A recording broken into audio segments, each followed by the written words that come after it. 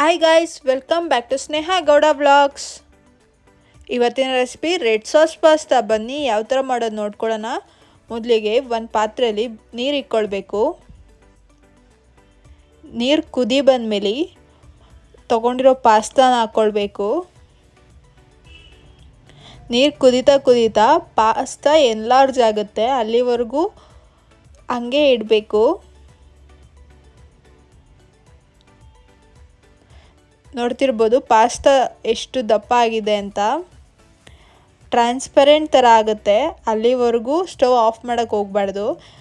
ಇವಾಗ ಬೆಂದಿದೆ pasta. Stove off ಮಾಡಿ ನೀರೆಲ್ಲ ಸೋರಿಸ್ಕೋಬೇಕು.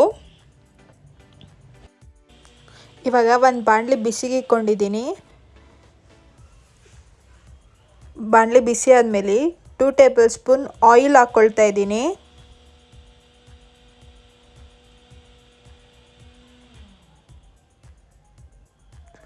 ಆಯಿಲೆಲ್ಲ ಬಿಸಿ ಆದಮೇಲೆ ತೊಗೊಂಡಿರೋ ತರಕಾರಿಗಳು ಹಾಕ್ಕೊಳ್ತಾ ಇದ್ದೀನಿ.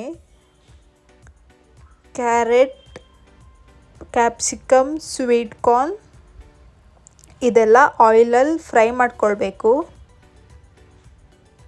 ನೋಡ್ತಿರ್ಬೋದು ಎಷ್ಟು ಕಲರ್ಫುಲ್ಲಾಗಿ ಕಾಣ್ತಿದೆ ಅಂತ. ಟೇಸ್ಟ್ ಕೂಡ ಅಷ್ಟೇ ಸಖತ್ತಾಗಿರುತ್ತೆ. ಇವಾಗ ಈರುಳ್ಳಿ ಹಾಕ್ಕೊಳ್ತಾ ಇದ್ದೀನಿ. ಈರುಳ್ಳಿಲಿರೋ ಹಸಿ ವಾಸನೆ ಹೋಗೋವರೆಗೂ ಫ್ರೈ ಮಾಡ್ಕೊಳ್ಬೇಕು.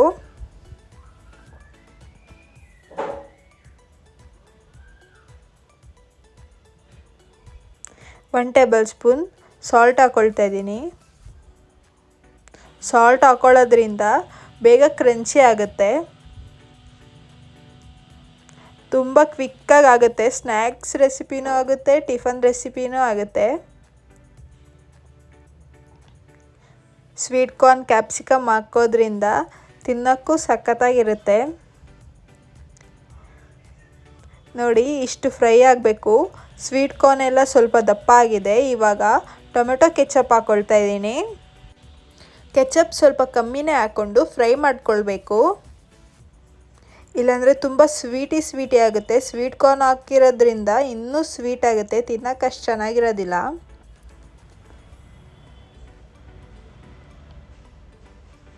ಸ್ಪೈಸಿಯಾಗಿ ಚೆನ್ನಾಗಿರಬೇಕು ಅಂದರೆ ಸ್ವಲ್ಪ ಮ್ಯಾಗಿ ಮಸಾಲ ಪೌಡರ್,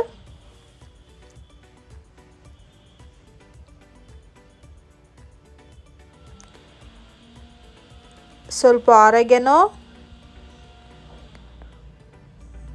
ಸ್ವಲ್ಪ ಚಿಲ್ಲಿ ಫ್ಲೇಕ್ಸ್,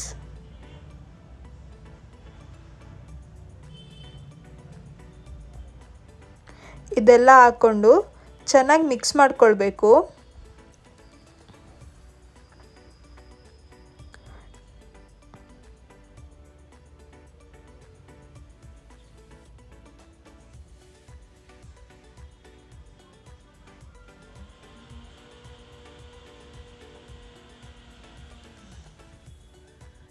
ಹಾಕಿರೋ ಇಂಗ್ರೀಡಿಯೆಂಟ್ಸ್ ಎಲ್ಲ ಡ್ರೈ ಆಗಿದೆ. ಇವಾಗ ಒಂದು ಮೇನ್ ಇಂಗ್ರೀಡಿಯೆಂಟ್ಸ್ ಆ್ಯಡ್ ಮಾಡ್ಕೊಳ್ಳೋಣ. ಸ್ವಲ್ಪ ಹಾಲು ಹಾಕ್ಕೋಬೇಕು, ಇದೇ ಮೇನ್ ಇಂಗ್ರೀಡಿಯೆಂಟು. ಹಾಲು ಹಾಕ್ಕೊಂಡು ಚೆನ್ನಾಗಿ ಫ್ರೈ ಮಾಡ್ಕೊಳ್ಬೇಕು.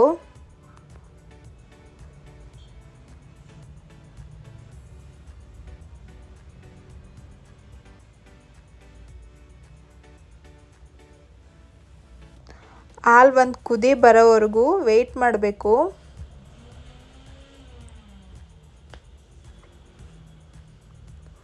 ಇವಾಗ ಪಾಸ್ತಾ ಆ್ಯಡ್ ಮಾಡ್ಕೊಳ್ತಾ ಇದ್ದೀನಿ.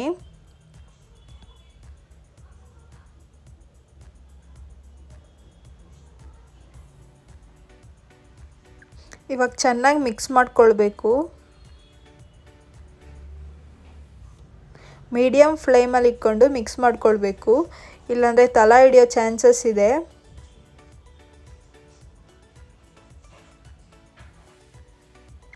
ಫೈವ್ ಟು 10 ಮಿನಿಟ್ಸ್ ಮಿಕ್ಸ್ ಮಾಡ್ತಾನೆ ಇರಬೇಕು, ಆವಾಗಲೇ ಮಸಾಲ ಎಲ್ಲ ಪಾಸ್ತಾಗೂ ಹಿಡಿಯುತ್ತೆ.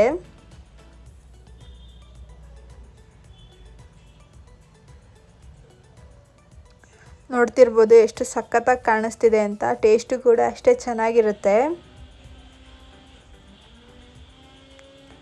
ನೀವು ಒಂದ್ಸಲ ಮನೇಲಿ ಟ್ರೈ ಮಾಡಿ, ಹೇಗಿತ್ತು ಅಂತ ಕಮೆಂಟ್ ಮಾಡಿ. Thank you.